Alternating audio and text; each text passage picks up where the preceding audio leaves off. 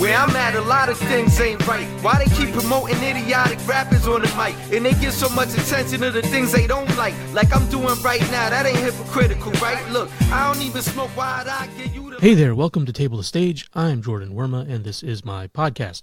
I'm glad you found your way here, and I think you'll be happy you did too. Today's guest is Khaiim, RapOet, known in the hip-hop circles as Suffice, and I am excited to be able to bring this conversation to all of you. Suffice's most recent album, Self-Control, is available now on bandcamp.com, and at the time we recorded, the first 8 of those tracks were available on all the various streaming platforms. You can learn more about why not all of them are available later on in the conversation. I don't want to take up too much time with preamble here, as Khaiim hit on lots of really interesting topics and has some great insight into all of them. So, without further delay, here is the RapOet Suffice.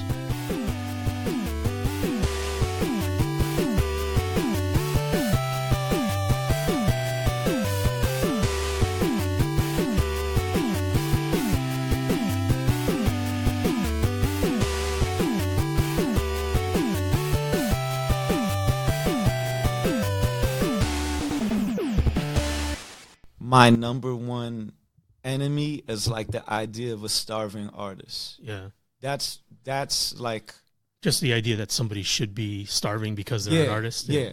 I'm totally against that. My life is against that. The 3 hours of paperwork I do every day, my coaching to other artists, peers, mentors, younger artists as well, the course I teach, but just like everything in my life, when I really look back down at that, I think it has... Like, we'll talk about my background. It has implications, and it's related to, like, the valuing of people in general, the devaluing of black people and people of color. Right. It's connected to that. It's not a joke. Yeah. And it gets, like, you know, in the common parlance, it's like, oh, starving artists, this and that. That's how I feel like oppression and sexism, racism, all these things work, as they become, like, a real nice, cute way to refer to something that unconsciously really makes you frame things. It devalues the entire idea of an artist as a valuable member of any community at any level. Absolutely. Yeah, it's just that concept that because you're not working for some larger corporation, you're not doing whatever, you know, the industrial complex wants you to be doing, that you don't have the same value as somebody who's making a regular paycheck because you're a creatively minded person. Yeah, right. I know, I get that completely. I think there's a new movie, I don't know if you saw, it has Amanda Steinberg, and she's playing the story, true story of a black girl who grew up in Germany with a white mother. And it's interesting, there's this scene in it where they're going to grab her away, right? Because they're starting to put stars on all the Jewish people and whatever they consider undesirable. Right. And they go, I'm going to grab you or her, to the mother. Now, the mother's like a blonde, blue-eyed woman, right? But her mom chooses to take me, right?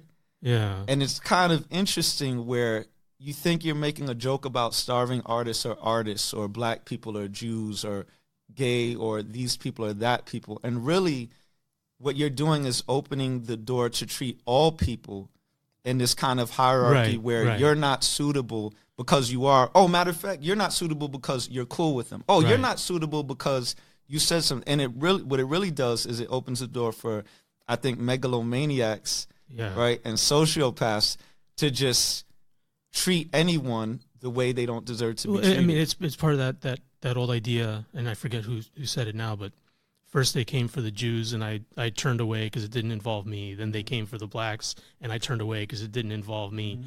But eventually they come for you. Yeah, right. And there was nobody left to stand for me. Exactly. The longer you turn a blind eye to injustice at any level, the easier it is for that injustice to come to your front door. And I understand that people will say, like, I'm making a big deal to say, like, the term starving artist. Like, there's more serious things and that.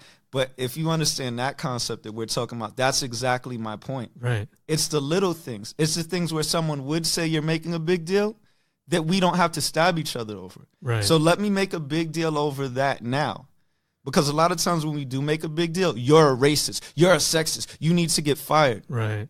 But why can't we do that like in the hood? So I come from hip hop culture, and we slap box growing up. But in hip hop, we have a lot of battles. And to outsiders of the culture, they're always like, you say such horrible things in the battles, and there's so much passion and aggression.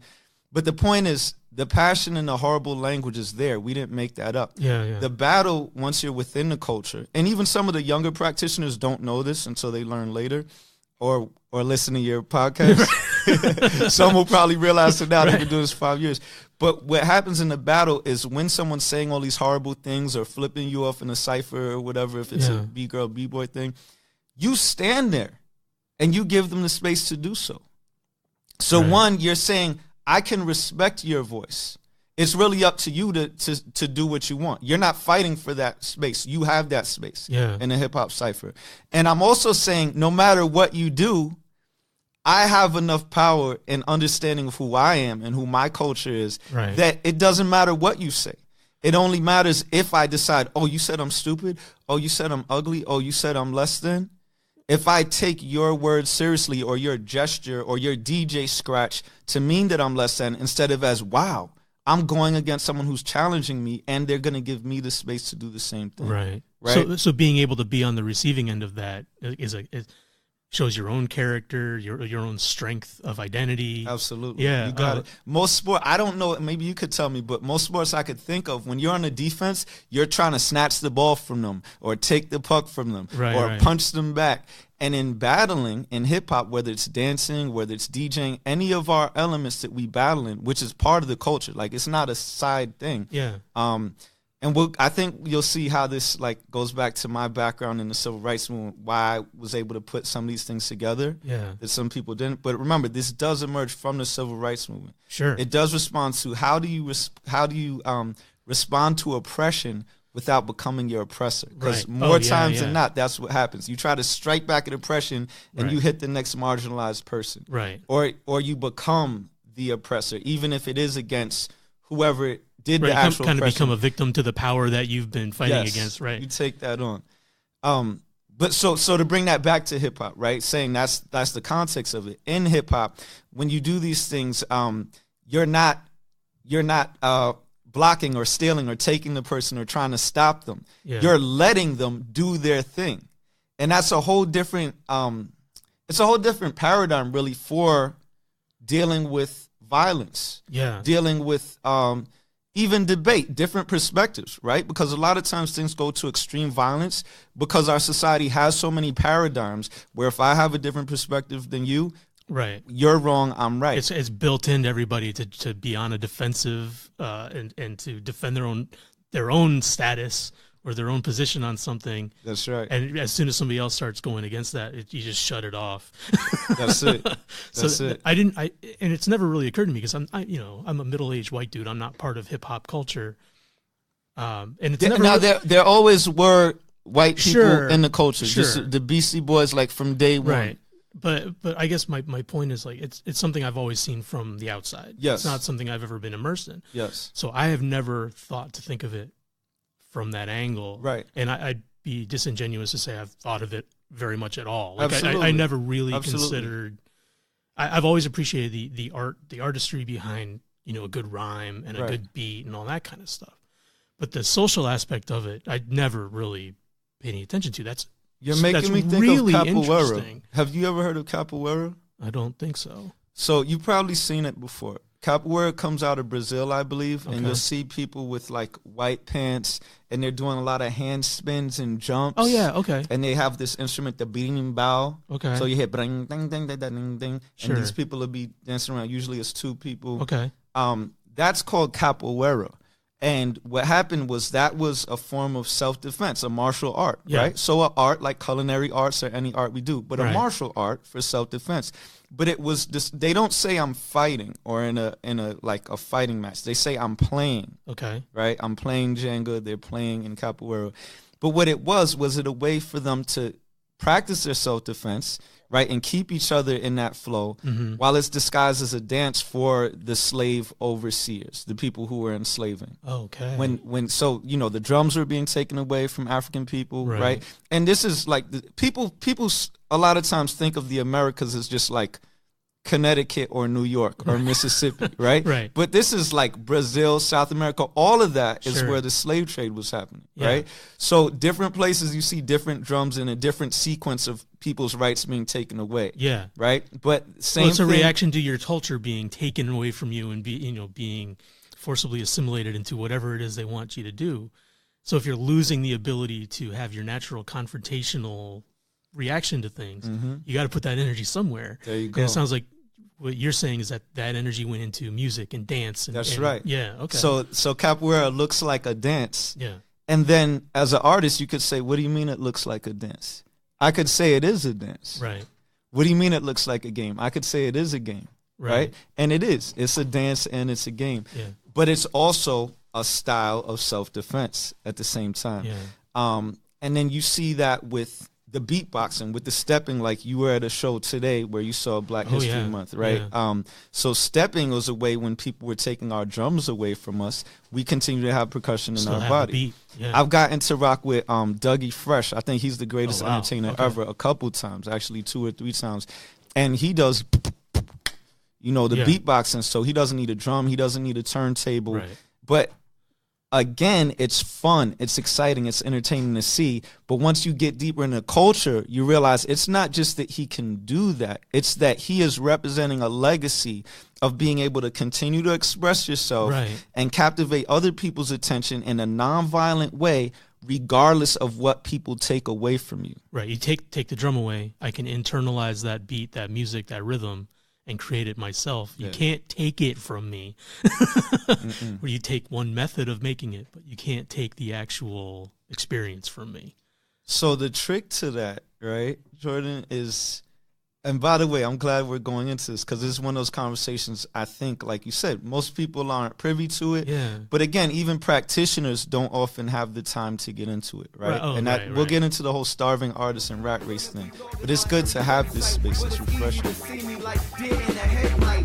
leave a message, I hit you back as you expect. Get it through text, might hit you back in a few secs. Already know me, probably get back to you quicker. If not, my email or voicemail you can hit up. It's better sending text. If I'm busy, don't be bitter. When I'm not expecting your message, consider. If you don't know me, it's quicker to send a little mention over Twitter. Got a website for you to get a picture of who I am, what I do, what I could deliver to you. Plus a couple of interviews and a bio review. I print cards with my contacts, give them to you. So now you know all about me, right? Let me ask you. They hear me making noise, how they not listening? I'm in the building, how they treat me like I'm distant. So first of all, thank you. We kind of just jumped right into this interview. You got going in a way I didn't want to miss it, so I'm glad that you just kind of went off on that because that was really super interesting for me. Okay. Awesome. I would like to kind of go back in time just a little bit because I mean you're from New York. You grew up in New York. That's right. Lower East Side. LES. Experienced that. I mean, I don't know how old you are, but you had to have grown up in the 80s and 90s. Yeah, that's correct. And that is a very different time to be in New York. That's right. Like a few weeks ago, I was there with my daughter, and we were just walking around the city without a care in the world. Right. And I remember going to New York in the 80s and the 90s, and I could not walk around without a care in the world. Right. So that the Bronx, that is a Times Square was very different. Very different. It was the opposite of what it is. Exactly. Diametrically opposed. So, but growing up in New York at that time, how did you first get introduced to hip hop? And I know that you mentioned that your parents and you have a deep history with the civil rights movement. Yeah. So how did all that stuff kind of come together to create a hip hop artist that you are now? Well, that's an answer in itself. Yeah. Right? Let's just celebrate you for that. I am the result of a whole bunch of things that happened. I'm not like the best rapper in the world. I didn't create rap music. I'm not the best activist in the world, teacher. I'm not the best any things, in my opinion. Okay. I also didn't create any of those things. And so people might say, okay, so what? We know that, like, you're a cool guy, but you didn't create these, right? Right. But what's going to shock a lot of people is the follow-up to that, which is that you didn't either. Right. And part of me understanding hip-hop, like I also lecture in colleges and we talk about, again, Black culture, American history, culture in different ways. part of this structure of oppression of white supremacy in particular, that we've had this particular brand of capitalism, I would say. Sorry to say these words. It doesn't bother me at all. I am very much aware of it. But part of that, right? And that's really the problem with it, too. A lot of times we say these words and they're, oh, he said this, he's a racist. Yeah. It's like, that's the part of the system. We're not having conversations. It's just observation. Like there doesn't have to be a racist piece in that. All you have to do is look around you and pay attention to what's going on. And you can become like the voice of these discussions and still never get deeper into them until we have real conversations like this. So one of the things when I really started to unpack, and again, I'm in the hood and I'm in the Ivy Leagues and I'm around all these people, and I started to realize one of the things that is the way this operates in terms of white supremacy, in particular, and oppression, is that you don't actually. So one of the ways this works in terms of this particular oppression in America that I know, that I haven't seen in other countries per se, but it's probably there too, is the idea of the first. I created this. Sure. I'm the first. Christopher Columbus is a great example. Right. Many of us have been thinking this Christopher Columbus thing was interesting, to say the least, for a few years. Right. Now we have people talking about, Indigenous Peoples Day and stuff like that, and it's kind of a credit to like the social media and the way things become, like this generation that's out now. Right. Like they get something and then they make it a thing and they make it a big deal. But there's a lot of us who've been not able to operate that for years, right? Right. And this ties back into that whole Capoeira thing. Okay. This ties back into that hip hop as a paradigm, a model for responding to oppression. Okay. Even though it's hidden within an entertaining art form. Right. Right. So not only are we constantly told that this person was first, this person made money, this person made math, science. So when you're in schools, you feel like you're learning from this particular person, this particular white man, let's say. But even for white people, you feel like you're learning from this particular type of rich white man that you may not be connected to, right? And then you find out it's an ideal that they want everybody to strive toward, to be, this is what we're all looking to be when we get out of this educational institution. That's it. And, math and science that you brought up, those are from the Middle East. Right. Most of that stuff. Right. Algebra. Right, exactly. Yeah. And that's completely lost on everybody now. Right. I mean, look at the pyramids. Right. And the deeper you look into the pyramids and you go, yeah, those Africans were cool. They had a few things, but we really invented math later. Right. Yeah. It's like, that's basically the paraphrase for every argument that is used. And it's like, no, you didn't. Right. We don't know what they did back then. That's how advanced they were. Right. And also we're indoctrinated to believe that 2019, we're smarter than 2018. And the more we get away from the other continents into America, the smarter and better we are. Now, aside from the fact that we say that and it feels good, there's absolutely no shred of evidence to support that. Right. And the further you go back in time, the less likely that seems, right? We still can't create pyramids or figure out how. They're still guessing a lot to how they actually did it. It's interesting what you said a minute ago about the idea of the first, the person that created something. That's what we're talking about. Is the paradigm that we're all operating from. Yeah, it's a very Western idea. I discovered this creativity in the Eastern part of the world, in Asia and everything, is the idea of adapting is put ahead of the initial creation. It's continuing to flow that energy and bring it back. Improving or adapting somebody else's thing is put on a higher pedestal than the initial creative moment.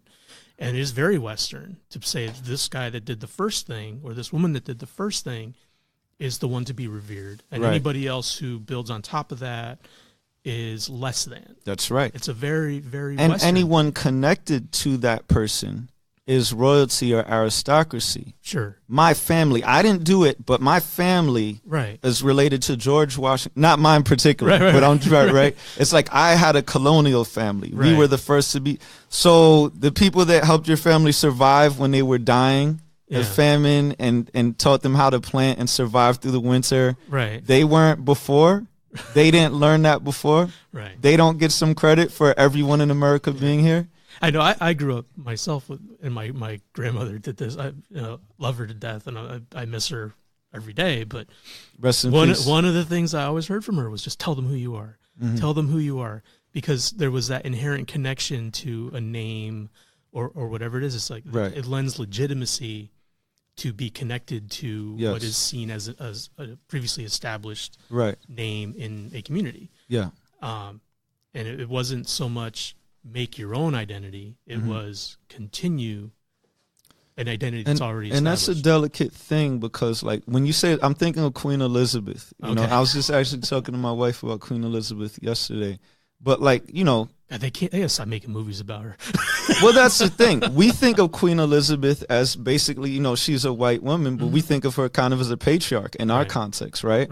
But the broader truth, not the truth, because that gets into, again, this whole supremacy hierarchy notion of first and right and wrong. Sure. The broader truth, to expand, is that she was a woman. Yeah. And she was a woman who was almost killed by her father, who was killing off all his wives so that he could marry mistresses, and almost killed by like her sister and everyone in the family. Nobody wanted her to rule. Right. And she was the first to really come into, now I wasn't there, but I have enough historical context to see what was happening in that time, right? Sure. There's a long legacy of how that title, that position was being held. And even her counselors around her, you know, they were like, okay, we're going to cozy up to her, advise her until we can take over her, get her married to someone who will then be a man and really run it. Right. So even though she was in the aristocracy, she was in a position of being a tool, being stepped on, right? And so for her to know who she was, almost like your grandmother asking, say who you were, I feel like I think there's two ways to look at questions like that. One is entitlement and one is empowerment. So if me telling you who I am is like, I'm Suffice the rap poet, you haven't heard of me, they know me all over Connecticut and the tri-state area, I did this and that. Right. That's entitlement. Right. But if I behave like the person who came from the hood, who came from crack and guns all around me when I grew up, and came to another neighborhood that also had that type of stuff, but as an adult started realizing my agency and the effect that I could have on young people to let them see more positive things, right? I'm in schools all the time, positive messages even today. If I can behave like that person, that's empowerment. And that's why I got the thing from Obama and the thing from Def Jam and the thing from this person and that person. Yeah. So again, it's like the starving artist thing. It's great to be struggling as an artist. It's great to have challenges and see them as opportunities. It's great to know what you're up against. That's realistic. But to glorify the struggle itself, right? Or to glorify the title itself, I think either way we're missing out on life. Right. And that's what I'm here as an artist to do. And a lot of artists they embrace that. Like very, very much. They hold on to it. You know, I'm a starving artist, but someday, whatever it is, someday I'll get my big break, and I won't be starving anymore. Yeah. But in the meantime, nobody is giving you the due that you're owed as a creative person, as an artist, as a vital piece of community, whether it's just your neighborhood or your city or your state or whatever it is. That's right. Like, we got to start placing that value on it's all around. And let's take two takeaways from that. One, you're not starving. Right. If you're starving, you don't have these thoughts. Right. You don't have any thoughts. You're dead very quickly. Right. I've seen starving people. You know, I've been around the world enough to not play around with that. Right. There are people who are dying every day. Right. When I come back to Connecticut, America, and I hear people say, oh, I'm starving. I haven't eaten since 3 o'clock. Right. I can't even jump in a conversation with you. Now, I'm a fun guy, so I get it in the right context. Oh, cool, let's get some French fries. Right. But, like, I don't go to that vernacular because people are dying all the time. So, one, we have a lot more than we are grateful for. And I think everyone throughout the world, I think a lot of the Eastern philosophies, like you mentioned, would remind people that you always have the sun, you have the air, you have the water. The most precious things are for all people, you know, and our quote unquote, like they would say, Mother Nature, our father, mother, whatever, in these indigenous cultures, that's their gift. They're always giving that to you. So when we act like we don't have these, we're kind of not just separated from traditional values, we're divorced from reality.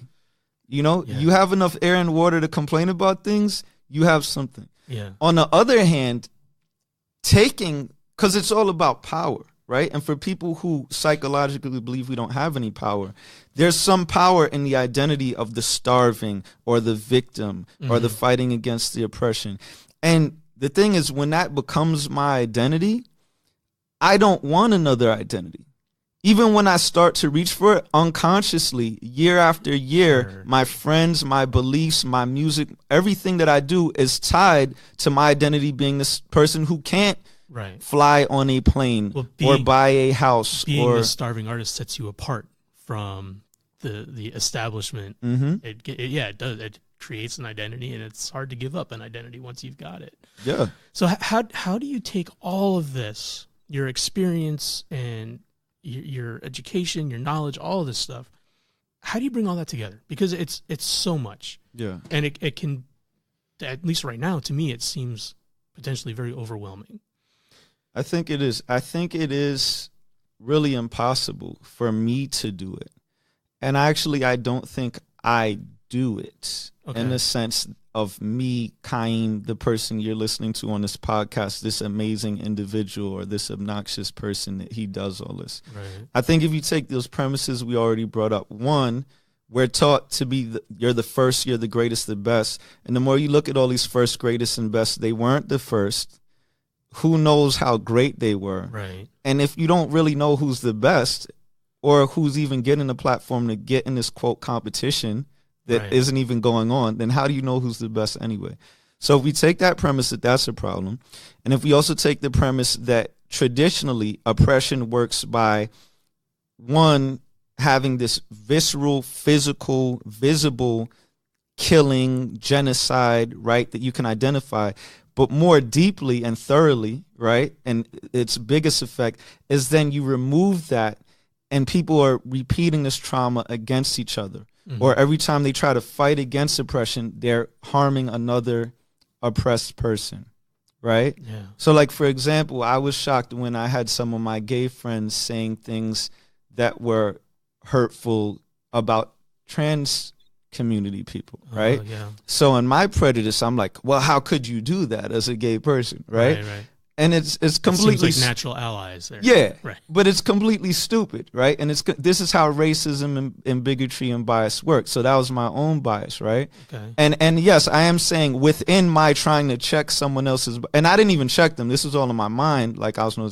But even in the thought that I had of, oh, they shouldn't be doing that, I'm thinking that they are the one who is perpetuating the crime, right? Sure. In doing that, I'm perpetuating this crime of bias. Right? Because it's not you're racist, you're sexist. It's we're in this system and you're either aware of how it's happening or you're not. And if you're not aware, you're part of it. Right. Right? If I go, well, you shouldn't be doing that because especially as you're gay. So now if I would have said that out loud and enforced that, I'm now punishing someone for being an oppressed group as if it's okay for someone who we just expect to be the oppressor to oppress people, but you're not allowed to, right? And what you find is people who are overweight are saying, things, you're fat, you're this and that. Women are saying very misogynist. Black people are saying very anti-black things. This is not the exception to the rule. This is the rule. Right. Once you experience oppression and trauma, the next level that's more insidious is you start perpetuating this against yourself. You live with it, right? It becomes self-sabotage and other people who look or identify or live your experience. Yeah. So backing up to the question, if we take the premise that we know these are problems, that me being the first and the best and the great, right? And then two, me being someone who knows that the way oppression works is that ultimately I'm going to hurt other people if I try to fight against oppression. Right. It's not going to fight oppression. Right. I'm going to become oppression. Yeah, you don't fight it by creating more oppressors. Yeah. So if we take those two things, then that's how, quote, I do it, right? I look at the past and see how we've been doing it and how we do it. Every day we breathe in and we breathe out. And one thing I've learned, box breathing, is you hold in between. So here, you could do this with me, right? So breathing exercise. A lot of times people tell you calm down, right? And does that make you calm? No. Calm down, Jordan, right? It's Or they tell you breathe and you're, that's hyperventilating, right? So let's try this one. You're going to breathe out hold, breathe in, hold, breathe out, hold, breathe in, and you repeat like that. Okay. Now, I could just see from your facial expression, you experience a difference between when we're sure and that breathing. That's good. Just kind of check in and slow down and reset a little bit. That's it. It doesn't take a lot of breaths. It doesn't take money. Right. It doesn't take connections. Right. It doesn't take, tell them who you are, Jordan. It's funny because I've been doing that myself recently, just in the last week or two, because I've noticed it's been helping. So I've been reminding myself, just breathe for like 2 minutes. Don't do anything else. Just breathe. Yeah. It's amazing the effect. 2 minutes is actually a long enough time to have an effect. And yet it's a short enough time that I don't have time for that. Yeah, you do. Right. You have 2 minutes. Right. And if you don't have 2 minutes, it's not because you're such a hard worker or because of oppression. It's because you are psychologically self-sabotaging yourself. Not giving yourself the time you need. If you can't take 2 minutes to I'm not even going to say to breathe, but to be aware of your breath, that's the most important thing you have. The money can't buy that back, you know? Just being able to take in air, water. So that's what I say. I look at the fact that people have been breathing, right, for thousands, maybe millions of years. I look at the fact that people have been communicating for thousands, millions of years. And I look at anything that I consider to be a problem or I have so much to do on my mind or whatever, isn't really a problem outside of my mind. One thing I've started to realize the more I mentor and coach other people, there's no actual problems outside of the human mind. Like anything that I would say is a problem as a human being, I doubt my cats would care about. Right? I doubt it will stop. Like if we all died as humanity, and I'm not, you know, I'm peace, love, unity. I'm that dude. But if humanity died, the earth would be okay. Oh, yeah. It would actually be... Earth would be healthier. It would be healthier, right? Quite frankly. Now, in terms of the reality that I want to live in, this dimension, in this space-time, whatever, I don't think it would be healthier holistically because I think we as humans are valuable and we add something. Yeah. But can I say, again, going back to your question full circle, can I say I don't have to make trees grow? I don't have to invent air. I don't have to water. If I want to, like, make money off my music and put some raps out and jump off stages and do some positive things, that's doable. Yeah. Right? Like most of the real big problems in nature have been solved. And most of the biggest problems that we face as humans are created by humans. Oh, sure. Yeah. Right? By trying to solve problems that nature has pretty much already worked out. I remember I was just watching an episode on listen, I think it was NPR TED Talks, but there's this dude who like killed all the elephants, right, in a certain area of Africa because he wanted to cut down on the carbon emissions. Oh, that was a solution. That was a solution, right? And he did this. Yeah. So this is like a mass extermination. Right. And you know, on the side, what they didn't see. Now, this is me as a person of color and a hip hop head. They didn't talk about the ivory and the tusks and everything. And I'm like, that's interesting. Right. Where did that go? We're not talking about that. There's some other things probably involved, right? But now he's campaigning and these other scientists are all like hating him and saying he's a quack or whatever because he's campaigning not to kill them. He's realizing that the dung and the movements and the stomping that the elephants did helped nourish the grass and the trees in the area that helped lower and keep the planet in balance. So now he's trying to grow them all back, right? But this is what we do as humans. Yeah. How are you going to do this? Let's come up with this, blah, blah, blah. And we come up with these things that really make things worse. So what I tend to do is people reach out for me to perform or to do tracks. And if I have time in my schedule and they have enough time to compensate me or they have enough value and money to compensate me, then I do it. And if I don't, I say, you know, I can't afford to do that. We got to adjust the budget or I don't have time for that now. I always try to do like a minimum of two. I'm sorry. My mentor would hate me for that. One of my mentors. A maximum of 2 free or low cost events every month. All right. But the fact is, I do this in my schedule because I wouldn't feel right for me. That's just my personal thing. Yeah. That doing something free or low cost, like, you know, you're not paying for this. Right. Doing something free or low cost at least twice a month is really, it reminds me of what we're talking about. That you always have value. Yeah. Value isn't just like the president notes. Right. You know what I'm saying? Right. And it's funny too. Some of the things that I've done for very low or even free have led to my biggest paying gigs. Sure. So it's not even that they're divorced from each other. Right. It's interesting how that balances out. Now, a minute ago, you mentioned something that I definitely want to talk a little bit about, the positivity of the messages that you put out in your work. Okay. So I listened to the 8 tracks that are so far available. Self-Control. From your Self-Control. Chapters 1 through 8. The musical book. And I did notice a few things. And I'll be the first to admit I'm not well versed in hip hop anymore. Okay. I had my hip hop phase when I was in high school. I think the last hip hop record I bought was a Heavy D album. So I don't know if that rest in peace. That tells you a lot about when that might have been.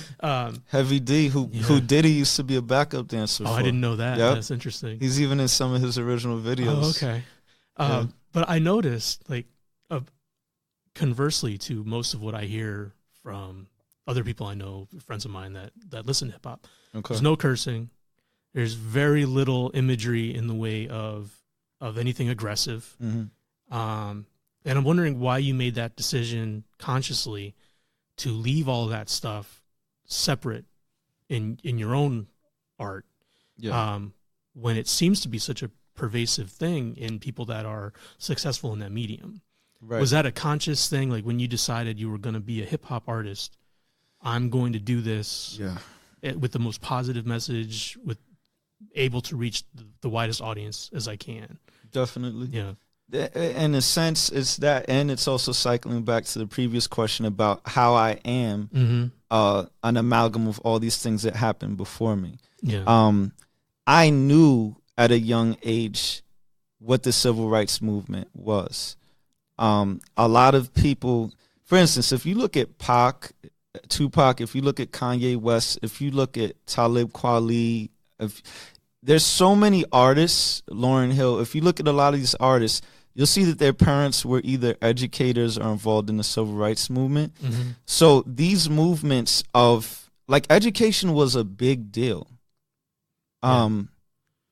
Overtly a big deal. It may be a big deal now, but when you were, like, beaten up for trying to go to school, we don't have your kind here. Well, I mean, there's people still alive today who are the first in their families, the first generation of their family to have gone to a high school. Never mind college.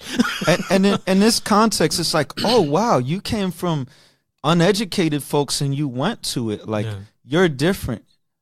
Okay, again, we need to expand these conversations. We're not coming from people who were uneducated in life. Right.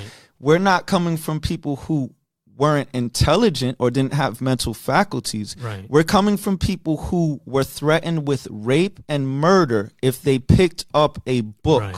Not just threatened. A lot of the time either. Punishment. Right. And then these were laws too. Yes. Right? Like we talked about, not just in America and Brazil, where you can look through all these ridiculous laws and practices that I won't even get into on this podcast, right? So also, speaking to your point, I try to be well versed in history, and a lot of history is so traumatic. A lot of language we use is so traumatic that if I was to talk about it, people would tune out. Well, it's also taught in schools in such a watered down and removed way. Like, I remember the first time I started learning about civil rights movement, Martin Luther King is still one of the most important human beings in Rest history. in peace, MLK. But I mean, I was learning about this stuff in the early 80s, and they're talking about it as if this has happened. It hadn't been 20 years yet. No. he hadn't been. They had already years, and packaged it as this far away thing. Right. And it was so far away. It doesn't doesn't matter anymore. Like, we need to know about it because we need to know what happened, but it was so long ago. Don't worry about it. That's right. You know, it's not going to affect you. And the now. Positioning of MLK as the peace guy too, it does a couple things. One of the things is it says that up until now, black people were these violent savages. But then came MLK and introduced this idea of peace, right? As if throughout our whole history, we haven't been peaceful people, aggressive people, just like we are today, depending on the circumstances. That caricature of like the African savage with a spear was old. Right. And that's my point. Like, it wasn't this new thing that like, okay, now we can say, well, with MLK, we can say they're savages before then. That was the agenda. So using MLK in that way was just a continuation of this belief. Hip hop, like you say, a lot of hip hop today, it's violent, it's misogynistic, it's da-da-da-da-da. But that's what people thought hip hop was from the beginning anyway. Right. And today you can find all kinds of hip hop. You can find all kinds of peace in hip hop and you can find anything in hip hop. But the popular narrative is that hip hop is this. Sure. Why? Because the popular narrative of people of color was that. And hip hop is being used as an extension of that. So the code is, oh yeah, hip hop, they're violent enough. What you're really saying in code is that black people are violent savages. Right. You get what I'm saying? Yeah, I do. Yeah. So knowing that, this is what hip hop gave to me. Ironically, it's not like me being aware of the civil rights movement. I come into hip hop and say, oh, let me bring some civil rights in hip hop. Hip hop was a child of the civil rights movement, and it gave these tools and principles, which I can get into in a second. But when I learned the tools and principles of hip hop that was able to, like Capoeira, mask itself in this entertainment, but actually be a tool for accepting oppression, transforming it into something positive. Right. While seeming like having fun and actually having fun and turning up, right? Without oppressing further other people, right? I happen to see that connection. I learn from it, and that's what I do. Not everyone who quote unquote practices hip hop as a style of music or dance or drawing does the principles of hip hop. So that's shout out. You could learn a lot from people like KRS-One. I was just going to ask if he was an influence of yours. Definitely. Yeah, definitely. And I've gotten to meet him a couple times. I've gotten to actually perform with him. Oh, that must have been incredible. It was like a masterclass because one of the things I realized is that, like, I think KRS would say this himself. So someone, check me, or KRS, check me if I'm wrong. But he would say, like, you can't become like a professor, expertise on hip hop as you supposedly can in other subjects, the idea of the passive observer. Okay. If you're gonna teach hip hop or be a doc, like I'm co-teaching a course with my bro Seth Markle at Trinity, right? Okay. Now he was in the lunch tables battling rappers. You know what I mean? Yeah. He's tenured now. He's traveled on the road. He's written a book on Pan-Africanism. He knows his primary research. He knows how to do dissertations and sign papers and approve people in their majors. Yeah. But he practices hip hop in that sense. Okay. And he does, just like I don't tag up on the walls and I don't like jump into b-boy cyphers to take myself seriously, but I work with those people. He is a hip hop professor. Yeah. You get what I'm saying? Yeah. Like, he's accountable within, and he's able to be checked by me and other people in the community. He doesn't go, I'm a doctor, I'm tenured, and therefore I'm above you. Right. You get what I'm saying? Yeah. But how do you integrate all of this into the classes that you teach? Into the not just the curriculum, but with the individuals that you're interacting with. So bringing it back to teaching the classes is an extension of what I try to do on my music. Okay. And that tells you why I don't curse personally on my music, because I see myself stepping into classrooms. I see myself being able to be in front of young people, right? A lot of times we're relegated to, like, take Jelly Roll Morton. A lot of our greatest jazz musicians, they were like, relegated to brothels and what we call the trap now, and the club late at night and the strip clubs and stuff like that. But we don't have to be. More importantly, I know I don't have to be. Yeah. So if I know I don't have to be relegated to a certain space, and that means my message doesn't have to be relegated to a certain space, I can complain about you and the oppressor and what you're doing to keep me here. But if I have a chance to not be there, then why would I do that? So by not censoring myself, okay? Because censoring myself means I'm not going to talk about what I talk about. I talk about growing up around drugs and violence. I talk about problems in society. Sure. Right? But I talk about it without saying curse this, curse you, this and that. The things that make you turn it off right away.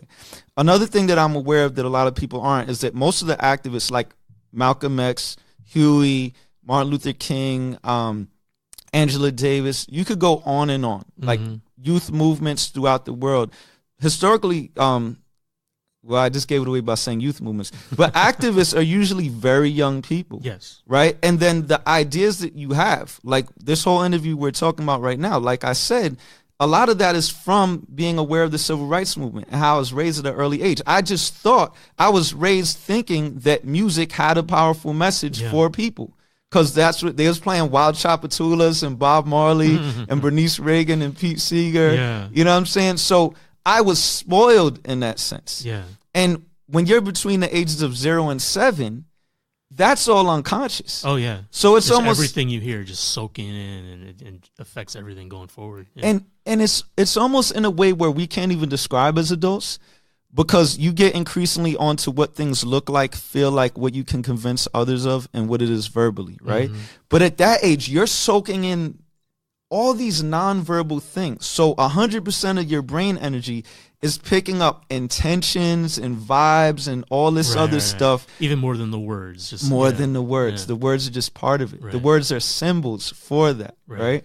And that's why, going back to like, if you meet me outside in the street, I could curse you out. Right. You know, my friends would tell you that. I'm not going to lie. I even tell kids in school, right? I say, do I curse in my music? They say no. So I can go home, play my music for the artist, get the messages, and learn. Because again, I do feel like I'm teaching them my music as well. Yeah. But outside of school, if you see me and it ends up being something, can I? And they all like, at first they go, no. So it's not a lifestyle. it's an artistic choice. No, it is a lifestyle too, because this is the thing. Like I said, here's the easy part to hear, but then I always give you the harder part, right? Sure. Here comes the harder part.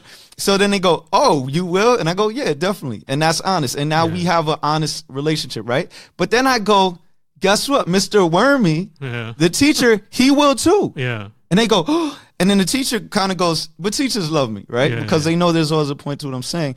And you go as the teacher, right? I'm making you the teacher. Yeah. What is this, high school? This is like a middle school class, right? Right, So okay. Mr. Wormy, middle school.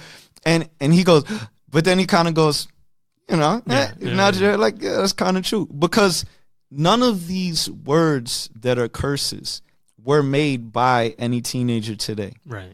Words take hundreds of years, right, or longer to be cyclically and traumatically charged. And that's why, you know, when I first came back from college and I came back to my block and someone said, yo, my end, what's up, blah, blah, blah, I hadn't been using that word at all in my life. Like you talk about lifestyle. I was just like, you know what? We didn't come up with this word. It doesn't serve me. I'd also been to other places where there was only like 2 black people per 50 miles. Sure. And I realized me saying, yo, and this and then and that.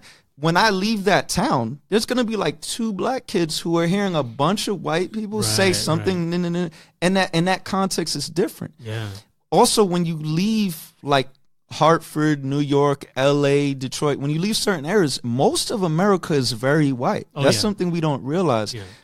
We're kind of comforted in these spaces as people of color, not realizing the messages you put out are mostly going to be said by people who don't have your context. Right.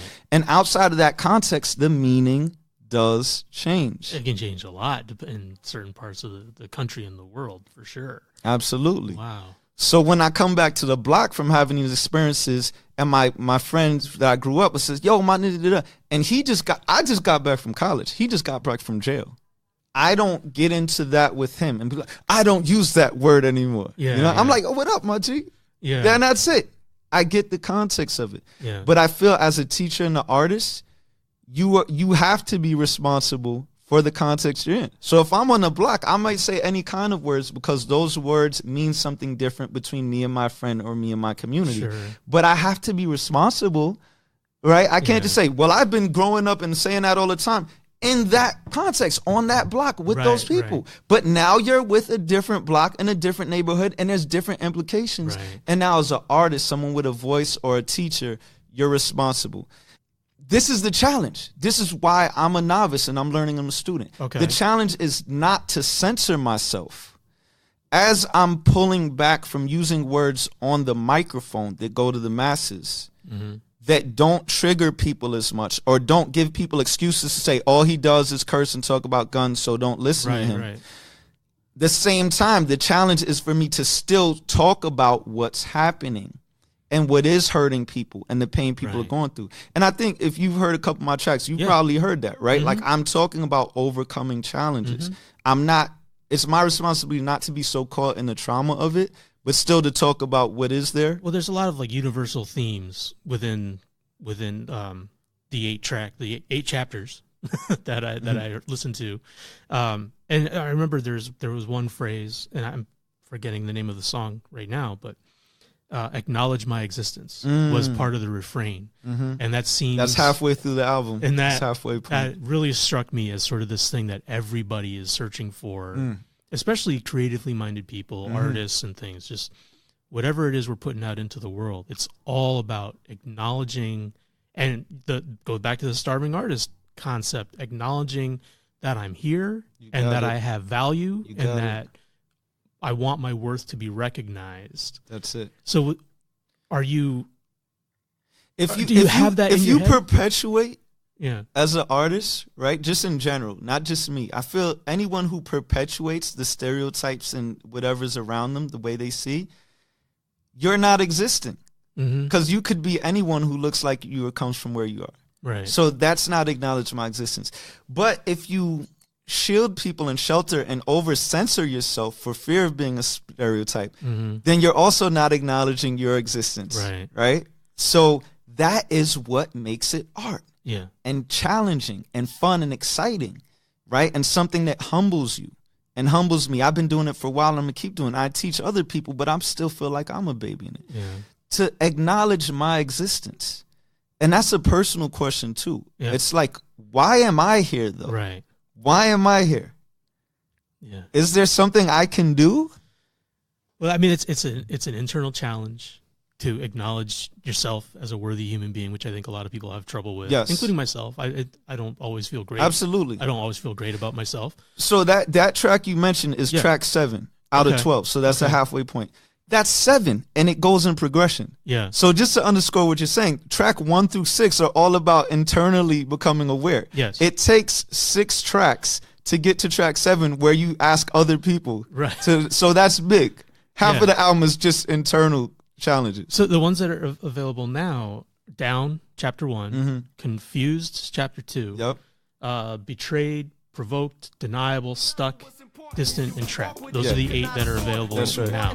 Are you a fool? Look how your resources get used. I'm talking to myself. Nobody else could get it in your head. Switching routine call for self-discipline to friends. Giving more money, time, and permission. Can't give you back minutes spent on wrong decisions. Wishing that more was given, more gifts delivered. But when we get them, why we don't account for what we did with them? Was sense no accountant could make. My brain different. I'm accounting for mistakes I make and then fixing them. Getting it in, witnessing the stakes raising. Asking why am I back in this situation? Amazing. Why this keep happening, man? But change the habit and you change what you have in the end. Chatting the pattern up, chatting the pattern again. And each one, I think, clearly has its own message and its own challenge to the listener to apply, the lyrics that you're putting out as a part of their own experience.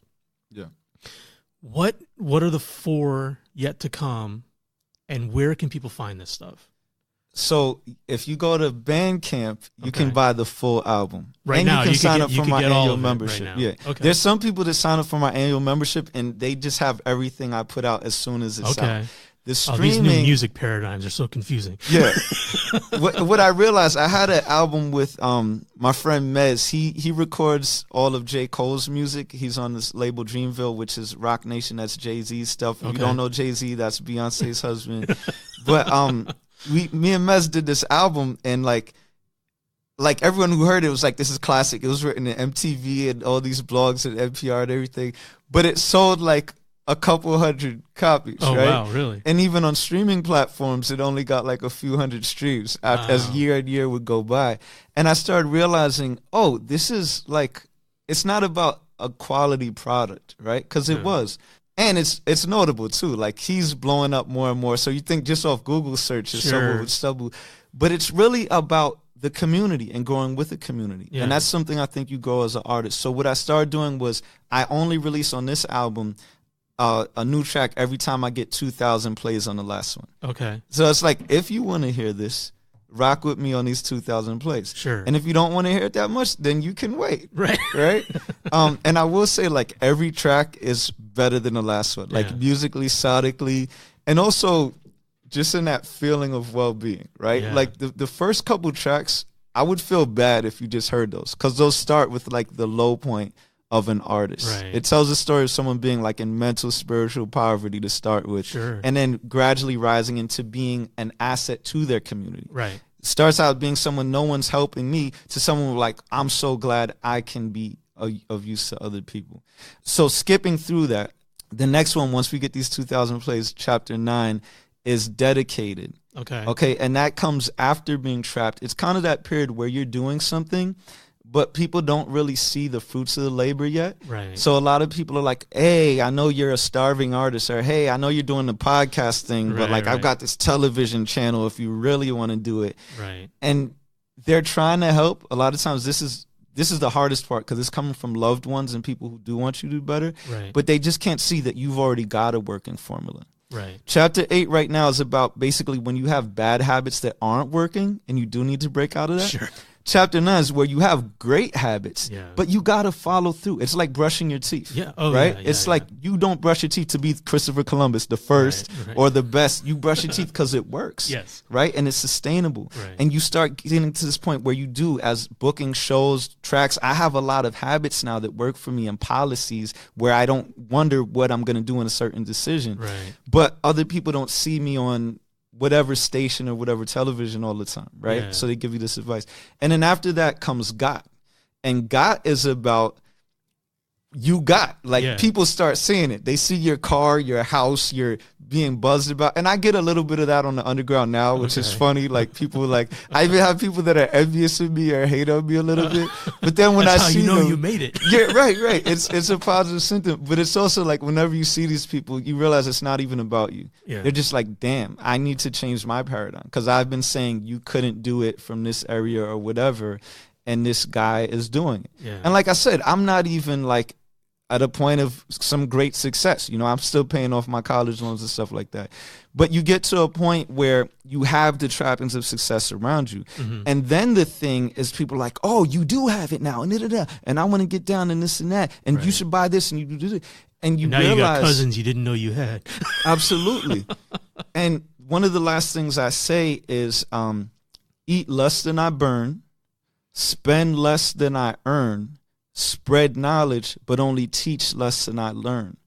And I believe that the whole chapter is about that, but I believe that's the essence of that lesson in my life that I learned. Whenever I've had like a tremendous amount of success, the idea isn't to like brag about it, or there's a opportunity when you have a tremendous amount of success to leverage it and see, how do I continue this? How do I empower other people to make this sustainable? You know what I mean? How do I pay off and use less than? Because here's what I'm saying. No matter how much money or food or whatever it is that your thing is, no matter how much you get, it's never enough. Yeah. Until you learn to hold and then take in some more air. Yeah. Hold, pay your bills, and then go shopping. Right. That's an example of something I do now that I didn't used to do. Before I buy anything, I make sure that I've paid my bills for the whole month. And the rest of the month, I feel abundant. I'll bet, yeah. I can try that.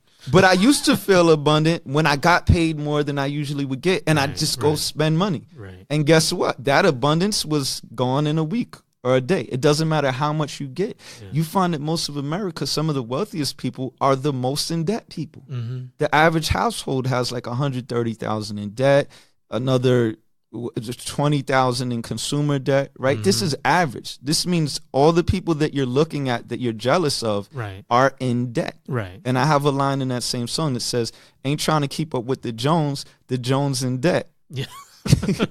Keeping my Jones in check. Yeah. And then the last track, just to figure it out, is called Aware. Okay. And Aware is basically what I consider to be the height of what you could put in an album and say in words, right? I'm sure there's like more things to say. But Aware is basically kind of what you're doing, right? There's someone who's going to listen to this podcast who's already in hip hop that's going to learn more about themselves. Sure. There's someone who's activist, feminist, person of color who's going to listen to this and realize that they're being racist and misogynistic and holier than thou, and actually forwarding oppression in some senses. And that's a great thing. Awareness, I feel, is the height. If you have $12 million in your pocket right now, I don't know that, right? It's not all about what I can sense or feel or touch. How does someone with $1 million act? Well, there's a lot of them in Connecticut. And I've met some millionaires, some of them that I'd known for years and didn't know how much, because they don't wear gold chains and ride around in Rolls Royces and throw money at people. Right? So it's awareness that I think we're all striving for. Okay. So where can, I know Bandcamp is where you can buy the album. Yeah, and you can stream it on Spotify, and on Google Play, like you, probably iTunes. So, but where can people find you online, social media, stuff like that? My tag is RapOet with a P, right? It's funny, graffiti tag is a graffiti term, but my social media tag, right, is RapOet with one P. Rap Poet, one P. It's not raw poet. It's nothing complicated or deep. It's just rap poet with one P. My music, when you're searching on these platforms, is Suffice. Like myself, suffice like sufficient, or like SUFF ice. Right. My name is Khaiim. Now that we're all friends here, you can just see me in the street and be like, what up, Khaiim? Khaiim means life. And right now, I'm encouraging people to go to rappoet.com/music. And that's where you're going to hit the positive hip hop playlist. Yes. And we're currently promoting this song called Plus. We're trying to get 5,000 plays by March 30th in time for the International Hip Hop Festival, the 14th annual. Amazing. Wow. Yeah. And it's always amazing to me when any festival gets a second one. Yeah. Never mind when it goes for a decade or more, because there's so much effort, so many people involved in something like that. So many moving parts. Yeah. Wow. And I've seen that too go from something where it's this idea that's not supported by the institution to this thing where like people are, how do I get into it? Right. They never allow me in. You know what I mean? And so it's almost like it's the oppressor now in some sense. And it is in some sense, right? This is the nature of responsibility. But we're trying to get 5,000 on that. If we get 5,000, we're going to do a clip with everybody saying this positive clip. Oshun, for those interested in hip hop, also another person, great example of artists who you don't hear because they don't fit the stereotypical narrative, which a lot of times corporate sponsors are just trying to pay for that narrative to continue, right? But Oshun, we usually at the Hip Hop Festival support people who know the principles of hip hop are not sex, drugs, violence, and money, by the way. We should say this before we get up. It's actually peace, love, unity, and safely having fun. Yeah. And those aren't opposites either, which is another blog. But that's why the song is called Plus. It's an acronym. Peace, love, unity, safely having fun. Play that track, please, rappoet.com/music. And come see. It's free. It's 4 days. Oh, the whole festival is whole free. The B-boy and the B-girling, the lectures, stuff for the youth. You can go in the cafeteria and buy food that's not free, but all the activities are free. 29th, 30th, and 31st? 28th through the 31st. Okay, 28th. But the main 2 days are the 29th, which is the big B-girl, B-boy jam. All over the world, people come, some of the greatest, and they compete. And then on the 30th is basically the main event. That's where a lot of other things happen. Okay. That's where Oshun, the headliner, will be. I'll be doing something in the afternoon. That's when we'll be shooting the video clip if we get these 5,000 spins. Yeah. All right. Yeah, I'll definitely have links to all this stuff in the show notes for everybody. And before I let you go, before we give this room back to the school, I always like to ask everybody. Before we become their oppressor, teachers like, I never get space in there. I always like to get a recommendation from everybody for something new that you might have experienced recently that you think other people should give a chance to, like maybe so they can have a new experience. Definitely look up box breathing. But I'm gonna recommend I think it's Sean Aker, but I'm reading this book right now called Big Potential. Okay. And he talks about how people who know me, I always talk about being a constellation, that there's no star that's made of only there's no constellation that's made of only one star. Right. So the idea, again, this oppressive thing that's been happening just the past couple 100 years, but not traditionally, is that I'm going to shine and sorry, you're in the way. That doesn't even work. It doesn't even make sense. It's like cutting off your knees so that you can get really big muscles on your arms. So I like to say, when you shine your light, I shine more bright. And I think of everything I do in terms of a constellation. We all need to be shining or there's no constellation. He talks a lot of, in fact, he even used star system metaphors in there, but it's all research based because he's a professional doctor and he's a white male. And so there's a certain position he speaks from. For example, he often says, we had it wrong. Now, when he says we had it wrong, he means all the official research that has been in academia for the past years that completely disregarded thousands of years of indigenous wisdom. Right? So keep that in mind if you're a person of color reading it, like, just it's still the information of your ancestors, and it's the information of humanity, right? Pardon him saying we had it wrong and read between the lines. But he's talking about what really works. He's talking about us getting power from each other. Perfect example, happiness quotient, right? Positive psychology was measuring happiness in terms of personal effort. When you do that, there's a cap on your happiness. And not only is there a cap, you rarely can even get to 80% of that. But when you measure your happiness with your group and other people and take that in, which we all know, because we've all gotten awards and you didn't appreciate it unless you could share it with someone else. And you're like, why don't I feel good, right? Happened to me a lot. But he says, expanding that to your group activities and what you do with other people, you have an unlimited happiness quotient. And now this is evidence-based, research-based. That sounds awesome. That book, Big Potential. That's something I'm always trying to talk to people about is, you know, we're not competing for space. You know, you can be genuinely happy for somebody else's success without taking away from your own. I love watching people succeed in their things, and I don't ever feel bad for myself because I haven't achieved that same thing. Sometimes I'll be like, I want to do that too, and then I'll work a little harder.